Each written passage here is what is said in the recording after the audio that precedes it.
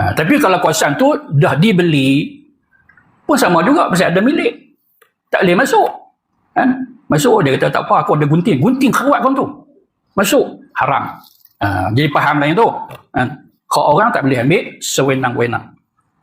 Atau mengambil hasil perburuan di hutan kan. Binatang tu tak ada siapa yang belak. Jadi masuk dekat hutan belantara, pilah buru kat situ, pastikan dulu, pasti dah tak ada masalah apa kan. Saya pun telefon dah bahagian perhutanan, kemah dah ni. Tapi mereka tu kata hati-hati, pasal apa? Saya macam-macam duk ada kan. Daripada 100 orang seorang yang boleh keluar kan. 99 lagi terbangkat dalam tu. Macam tu tak sapi dah kan, buat kerja lain.